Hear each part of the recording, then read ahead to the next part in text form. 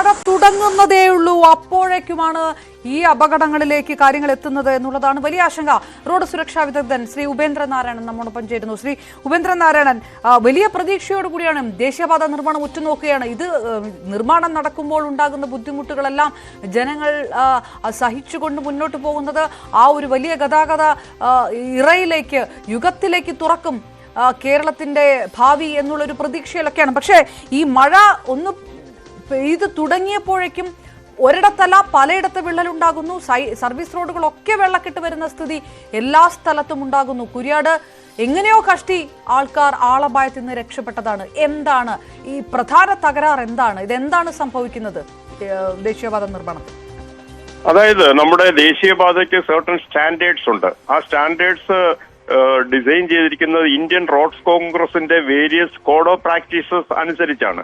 അപ്പൊ ഞാൻ Indian roads കോൺഗ്രസിന്റെ ഒരു മെമ്പർ ആയിരുന്നു. അതിൽ നിന്ന് ഞാൻ ഈ ഇഷ്യൂ സർവീസ് റോഡ് സിങ്ക് അതിന്റെ പ്രധാനപ്പെട്ട കാരണം വിഷ്വൽസിലൂടെ, ഞാൻ സ്പോട്ടിൽ പോയിട്ടില്ല, വിഷ്വൽസ് കൂടെ മനസ്സിലാക്കുന്നത് ഇത് ലോഡ് ബിയറിംഗ് ബേസ് ഉണ്ടാക്കിയിട്ടില്ല. സാധാരണ ലോഡ് ബിയറിംഗ് എന്ന് പറയുന്നത് കരിങ്കൽ ഉപയോഗിച്ച് വേണം പാടത്തുകൂടെ പോകുന്ന റോഡുകൾക്ക് സബ് ബേസ് ഉണ്ടാക്കിക്കൊണ്ട് അതിന്റെ മുകളിലാണ് നമ്മൾ ഗ്രാവൽ ഫില്ല് ചെയ്ത് റോഡ് സ്പെസിഫിക്കേഷൻ അനുസരിച്ച് കൺസ്ട്രക്ട് ചെയ്യേണ്ടത്.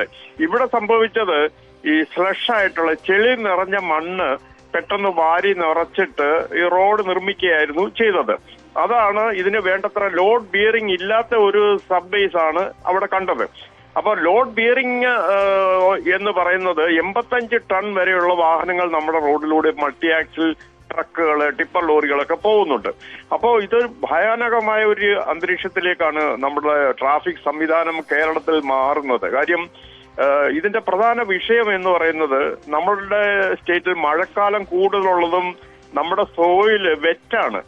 എപ്പോഴും ഒരു 6 months 7 months വെറ്റായിട്ടിരിക്കുന്ന സോയിലിലെ ഇന്ത്യൻ സ്പെസിഫിക്കേഷൻ തന്നെ തെറ്റായിട്ടുള്ളതാണെന്ന് ഞാൻ പല ആവർത്തി ആ സെമിനാറിലൊക്കെ പറഞ്ഞിട്ടുണ്ട്. കാര്യം നമുക്ക് വടക്കേ ഇന്ത്യ മാതിരിയോ തമിഴ്നാട് മാതിരി ഡ്രൈ സർഫേസ് അല്ല. നമ്മൾക്ക് മഴ 6-7 മാസം നിലനിൽക്കും. പിന്നെ അതിന്റെ ആ ഒരു വെറ്റ്നെസ് അതിങ്ങനെ നിലനിൽക്കുമ്പോൾ ഈ സോയിൽ വെച്ചിട്ട് റോഡ് പണിയുന്നത് തെറ്റാണ്. അതിന്റെ ടെക്നിക്കൽ ഭാഷയിൽ പറഞ്ഞാൽ 1.5 കപ്പാസിറ്റി ആണ് സോയിലിൽ നിന്ന് കിട്ടുന്നത്.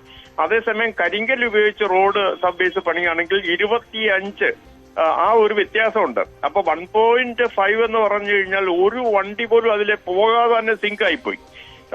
ചില കാറുകൾ മാത്രമേ പോയിട്ടുള്ളൂ. അതിന്റെ അർത്ഥം നമുക്ക് ദേശീയപാതകളുടെ നിർമ്മാണം ഭാവിയിൽ കേരളത്തിന്റെ റോഡ് ഗതാഗതത്തെ പ്രതികൂലമായിട്ട് ബാധിക്കും. അപകടങ്ങളുടെ നിരക്ക് കുത്തനെ കൂടും. ഞാൻ തിരികെ എത്താം. ശ്രീ ഉപേന്ദ്രനാരായണൻ, ദയവായി തുടരുക. ഇപ്പോൾ